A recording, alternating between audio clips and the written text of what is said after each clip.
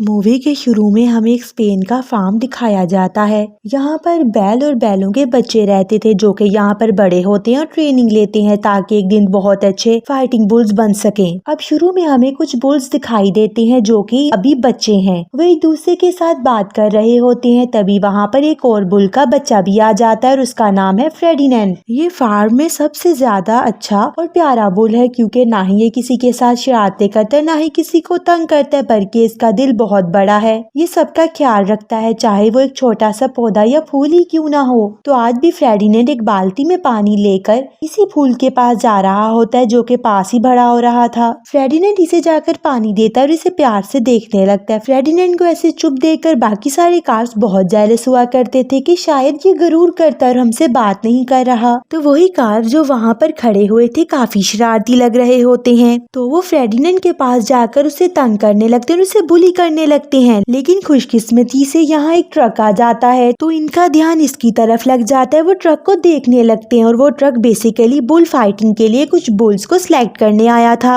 और आज इनके फार्म में से एक बुल जाना था जो कि स्पेन के सबसे बड़े फाइटिंग शो में कंपटीशन करेगा। तो शरारती बच्चा फ्रेडिनेंड और अपने साथियों को कहता है, देखना आज तो मेरी ही फादर जाएंगे, वो बहुत स्ट्रॉन्ग है और उनमें बहुत पावर है और वो किसी को भी हरा सकते हैं। फ्रेडिनेंड भी दिल ही दिल में सोच रहा था कि काश इसके फादर भी जा सके क्योंकि जो एक बार वहाँ चला गया वो काफी मशहूर हो जाता है। अब थोड़ी देर में देखते ही देखते इस जगह से काफी सारे बुल्स बाहर आ जाते हैं क्योंकि हर कोई ये शो करवाना चाहता था कि वो बहुत स्ट्रॉन्ग है। अब इन सब में लड़ाई होने लगती है। सबसे आखिर में जो रह जाते हैं वो फ्रेडिनेंड के फादर और उस शरारती बच्चे के फादर होते हैं। अब इन दोनों बुल्स में काफी अच्छी लड़ाई होती है, दोनों अपने सींगों से एक दूसरे को हरा रहे होते हैं, लेकिन आखिर में जीत फ्रेडिनेंड के फादर की होती है तो वो बहुत ज्यादा खुश हो जाते हैं, यानी फ्रेडिनेंड और उसके फादर। लेकिन दूसरी तरफ शरारती काफ और उसके फादर को काफी गुस्सा आता है और अब वो सोच रहे होते हैं कि वो अपना बदला लेंगे। लेकिन साथ ही ये कि फ्रेडिनेंड भी उदास हो जाता है कि उसके फादर लड़ाई करने जाएंगे, उन्हें दर्द होगा और वो इससे दूर भी हो जाएंगे। तो वो जाकर अपने फादर के सर के ऊपर बैठ जाता है और इनसे कहता है, पापा आपका फाइटिंग के लिए जाना जरूरी है, मेरा आपके बगैर दिल नहीं लगेगा, क्या हम अपनी जिंदगी अमन के साथ नहीं गुजार सकते, हम लड़ाई क्यों करते हैं। तो उसके फादर उसे बताते हैं कि मेरे बेटे जिंदा रहने के लिए हमेशा लड़ाई करना पड़ती है और ये तो हमारी जिंदगी का हिस्सा है, देखना मैं ही जीत कर आऊंगा। लेकिन फ्रेडिनेंड कुछ भी नहीं बोल पाता। इसकी फार्म में किसी के साथ भी दोस्ती नहीं थी और अब इसके फादर भी जा रहे थे, वो इसे गुड लक बोलने के सिवा कुछ भी नहीं कर सकता था। ट्रक का दरवाजा खुलता है, फ्रेडिनेंड के फादर इसमें चढ़ जाते हैं। फ्रेडिनेंड बेचारा उदास हो जाता है और इसी ही वक्त हम शरारती काफ को भी देखते हैं जो कि डार्क ब्राउन कलर का होता है। इसे फ्रेडिनेंड पर गुस्सा था, वो इसके छोटे से पौधे और फूल को अपने पांव से कुचल देता है और ये देख के फ्रेडिनेंड और उदास हो जाता है। जैसे तैसे करके फ्रेडिनेंड रात गुजार ही लेता है और जैसे ही थोड़ी सी सुबह होती है तो फ्रेडिनेंड को एक ट्रक की आवाज आती है और फ्रेडिनेंड भागता हुआ बाहर की तरफ आता है। लेकिन वहाँ जाकर देखता है कि जब ट्रक का वर्कर दरवाजा खोलता है तो उसके फादर अंदर नहीं होते। वो काफी डर जाता है कि कहीं इसके फादर की लड़ाई के दौरान डेथ तो नहीं होगी या वो हार तो नहीं गए और उन्हें वहीं पर रख लिया गया हो। वो घबरा जाता है और उसका फार्म में दिल भी नहीं लगने वाला था। वो फौरन वहाँ से भाग जाता है बगैर कुछ सोचे समझे। अभी तो ठीक से दिन भी नहीं हुआ था। वहाँ कुछ लोग गाड़ी में होते हैं और इसके रोकने की कोशिश करते हैं और कुछ इसके पीछे भागने लगते हैं। फ्रेडिनेंड हार नहीं मानता। अभी हर तरफ हल्का हल्का अंधेरा होता है। फ्रेडिनेंड को दूर से एक ट्रेन नजर आती है तो वो फौरन से भागकर इसके अंदर चला जाता है। ट्रेन चलते जाती है और जब एक जगह पर रुकती है तो फ्रेडिनेंड भी वहां से नीचे उतर जाता है। वो भागता भागते एक खाई में गिर जाता है और उसकी आंखें बंद हो जाती हैं क्योंकि वो बहुत थक चुका था और वो डरा हुआ भी था। लेकिन इसके सामने एक आदमी आता है और इसके साथ उसका डॉग भी होता है। वो इसे बचाकर अपने पास ले आता है और जब फ्रेडिनेंड की आंख खुलती है तो पूरी तरह से सुबह हो चुकी होती है और उसके सामने एक छोटी सी बच्ची आती है। फ्रेडिनेंड यहाँ पर घबरा जाता है कि वो कहाँ से आया है तो वो छोटी बच्ची से कहती, परेशान ना हो, मैं तुम्हें कुछ नहीं कहूंगी। छोटी बच्ची उसी आदमी की बेटी होती है जिसने फ्रेडिनेंड को अपने डॉग के साथ बचाया था और यहाँ पर लेकर आया था। इसका नाम नीना होता है। वो आहिस्ता आहिस्ता से फ्रेडिनेंड के पास बैठती है और अपना भरोसा हासिल करती है। फ्रेडिनेंड भी बाहर आ जाता है। बाहर आते ही फ्रेडिनेंड की आंखें तो खुली की खुली ही रह जाती हैं क्योंकि बाहर बहुत प्यारा बाग होता है। हर तरफ फूल ही फूल होते हैं और उसे उसकी खुशबू आती है जो कि फेर्डिनेंड की फेवरेट थी। तो वो बाग में भागने लगता है, वो फूलों को सूंघकर काफी इंजॉय करता है और हमें यहीं पर ये सीन दिखाया जाता है कि वो इसी तरह घूमता फिरता बड़ा हो जाता है। नीना के फादर गिटार बजाया करते थे जबकि नीना फेर्डिनेंड के साथ काफी खेला करती थी और अब इनमें काफी अच्छी दोस्ती हो जाती, यानी वो बहुत अच्छे फ्रेंड्स बन जाते हैं। फेर्डिनेंड इतना बड़ा बुल बन चुका था लेकिन अभी भी इसकी आदतें मासूम थी, यानी उसे लड़ाई में दिलचस्पी नहीं थी और वो नीना के साथ बच्चों की तरह खेला करता था। अब एक दिन इस टाउन में फूलों का एक बहुत बड़ा फेस्टिवल होता है तो नीना अपने फादर से कहती कि हर साल फेर्डिनेंड को अपने साथ बाहर लेकर जाते हैं और इस साल भी हम फेर्डिनेंड को अपने साथ लेकर जाएंगे। तो नीना के फादर इसे कहते हैं पहले की बात और थी, फेर्डिनेंड एक छोटा सा बच्चा था और अब वो एक बहुत बड़ा बुल है। ये बात तो हमें पता है ये कितना अच्छा है, लेकिन बाहर के लोगों को तो नहीं पता, वो इससे डर जाएंगे और फ्लावर फेस्टिवल खराब हो सकता है तो हम इसे कहीं और ले जाएंगे। और अब नीना उदास होते हुए अपने फादर के साथ कुछ फ्लावर्स लेकर अपने ट्रक से वहाँ से चले जाते हैं। पीछे से फेर्डिनेंड काफी अकेला और उदास हो जाता है और तभी फेर्डिनेंड को नीना का उदास चेहरा नजर आता है, यानी उसकी आंखों में आंसू थे। तो वो सोचता है कि नीना मेरे बगैर काफी उदास होगी, इसे तो हर बार मेरे साथ जाने की आदत थी, तो क्यों ना मैं वहाँ जाऊं। और फेर्डिनेंड निकल पड़ता है फ्लावर फेस्टिवल के लिए। पहले तो वो बहुत पोलाइट होता है और नीना से कहता है कि मैं शरारत नहीं करूंगा और नीना इससे कहती है तुम यहाँ पर आई ही क्यों हो, अगर पापा ने देख लिया तो गुस्सा होंगे और फेर्डिनेंड सब लोग तुम्हें देखकर डर जाएंगे, तुम वापस जाओ। और इससे पहले कि वो कुछ बोल पाता है शहद की मक्खी से पीछे से काट लेती है। फेर्डिनेंड बेचारा डर जाता है, इस शहद की मक्खी से डरकर इधर उधर भागने लगता है। हर चीज खराब हो जाती है, वो वहाँ के कार्ड्स गिरा देता है, फूल खराब कर देता और काफी नुकसान हो जाता है। तो कोई ह्यूमन राइट्स वालों को कॉल कर देता है, वो फौरन वहाँ पर आकर उसे पकड़ लेते हैं। इसे ट्रक में बंद कर दिया होता है। जब वो निकल पड़ते हैं तो नीना भी इनके पीछे निकल पड़ती है। वो इनको कैसे बताती कि मेरा पेट है, लेकिन इसकी भी कोई नहीं सुनने वाला था क्योंकि फेर्डिनेंड काफी बड़ा बुल था और इसका सब में रहना एक खतरनाक बात थी। वो ट्रक फेर्डिनेंड को उसी फार्म में ले जाता है जहाँ से वो बचपन में भागा था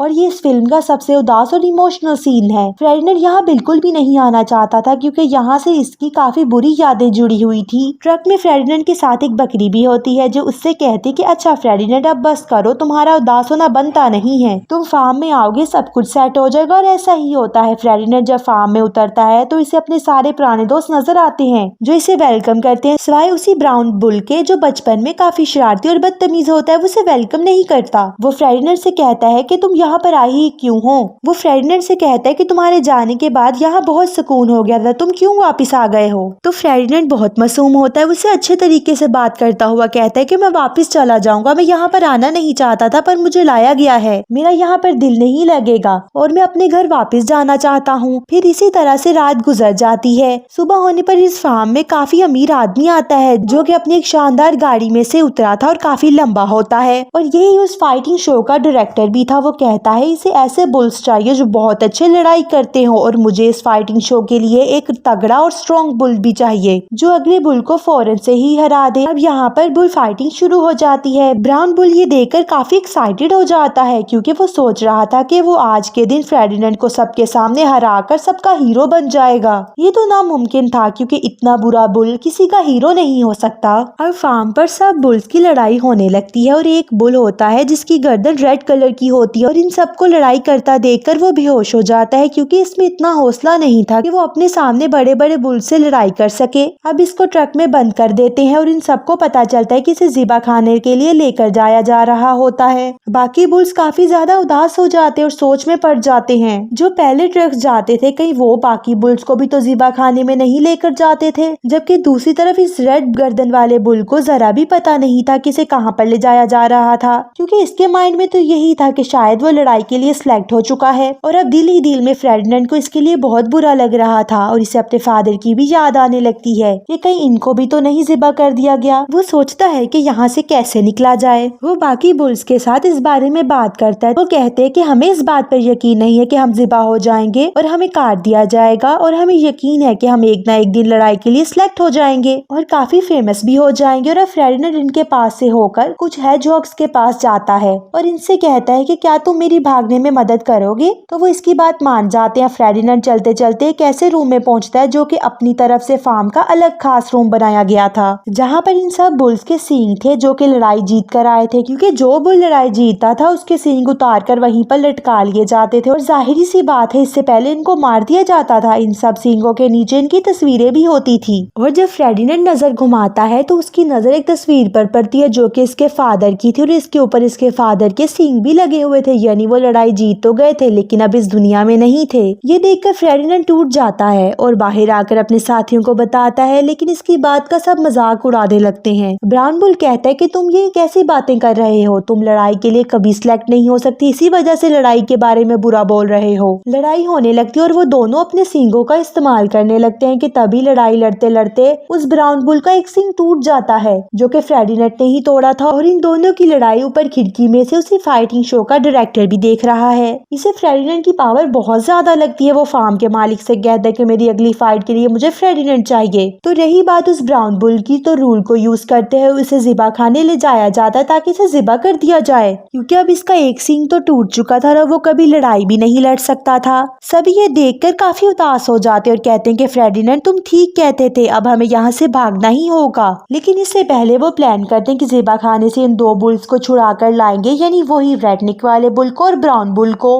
वो लोग उसमें जाते हैं कि एक ट्रॉली में बैठकर इन दोनों बुल्स को भी बिठाते हैं और इसी से वापस भी आ जाते हैं। लेकिन साथ ही इस फार्म के वर्कर भी इनके पीछे लग जाते हैं और ऐसे थोड़ी इनको भागने दे सकते थे। लेकिन ये सारे एनिमल्स वक्त ना जाया करते हुए एक ट्रक लेते हैं और इसमें बैठकर वहां से निकल जाते हैं। वो छोटे छोटे हेजहॉग्स भी साथ होते हैं जो कि इस ट्रक को ड्राइव कर रहे थे ताकि बाकी एनिमल्स वर्कर्स का ख्याल रख सके। लेकिन साथ ही साथ फार्म के वर्कर्स की एक कार भी इनके पीछे थी। फेर्डिनेंड इनका ध्यान रख रहा था ताकि कहीं वो ज्यादा पास ना आ जाए और जल्दी वो अपने सब साथियों को कहता है कि ट्रक से जल्दी से उतरो और देखो सामने ट्रेन है। ये अपने सब साथियों को अपने सींगों और सर की मदद से ट्रेन पर चढ़ा देता है और जब इसकी बारी आती है तो पीछे से इसी फार्म के वर्कर्स इसे पकड़ लेते हैं, इस पर रस्सियां गिरा देते हैं ताकि इसे कंट्रोल कर सके। वो इसे जल्दी से एक ट्रक में बंद कर देते और ये फैसला करते कि हमें तो पता ही नहीं था कि फेर्डिनेंड इतना ज्यादा स्ट्रॉन्ग है, वाकई ही इसे बुल फाइटिंग के लिए ही ले जाया जाता है। दूसरी तरफ नीना और उसके फादर न्यूज देख रहे होते हैं तो उन्हें पता चलता है कि फेर्डिनेंड की आज बहुत बड़ी बुल फाइटिंग है।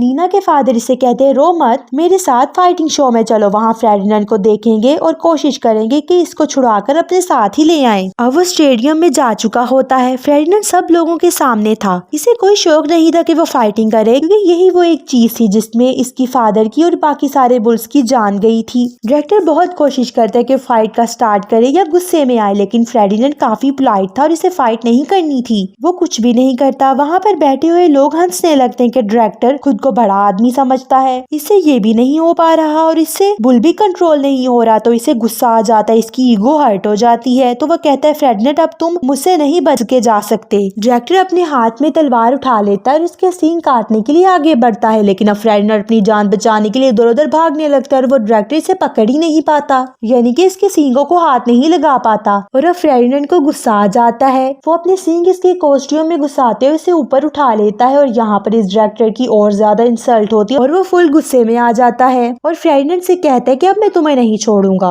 वो अपनी तलवार इसकी तरफ करता है, इसे मारने ही वाला होता है कि लोग शोर मचा देते हैं कि फेर्डिनेंड को मत मारा जाए और लोगों से नीना फौरन से भागकर स्टेडियम में जाती है और फेर्डिनेंड को बुलाकर इसके फेस पर हाथ रख कर कहती है कि मुझे तुम्हारी बहुत याद आई। और फेर्डिनेंड भी इसे देखकर बहुत खुश हो जाता है। और स्टेडियम में जब फेर्डिनेंड के ऊपर फूल गिरता है और सब लोग फेर्डिनेंड का साथ दे रहे होते हैं क्योंकि वो काफी खुश है, क्योंकि वो काफी खामोशी से डायरेक्टर के सामने बैठ गया था, तो डायरेक्टर का दिल भी नरम हो जाता है और वो फेर्डिनेंड को मारने का प्लान अपने दिल से निकाल देता और अपनी तलवार साइड पर रख देता है। इस तरफ स्टेडियम में सब लोग खुश हो रहे होते हैं और फेर्डिनेंड पर फूलों की बारिश होने लगती है, जैसा कि इसे फूल बहुत पसंद थे। इसे ये सब कुछ बहुत अच्छा लग रहा था। तभी हम देखते हैं कि दरवाजा खुलता है। फेर्डिनेंड के सारे साथी इसे वहाँ पर चेयर अप करने के लिए आ जाते हैं, क्योंकि वो ट्रेन में चढ़े तो जरूर थे लेकिन वो फेर्डिनेंड के लिए यहाँ तक आ गए। अब नीना अपने ट्रक में इन सारे एनिमल्स को लेकर अपने घर वापस आ जाती है। ये सब वहाँ से बाहर निकलते हैं और नीना की ख्वाहिश भी पूरी हो जाती है कि फेर्डिनेंड वापस आ जाए और इसे इन सब का ख्याल रखना बहुत पसंद होता है। और इसी के साथ ये मूवी यहीं पर खत्म हो जाती है।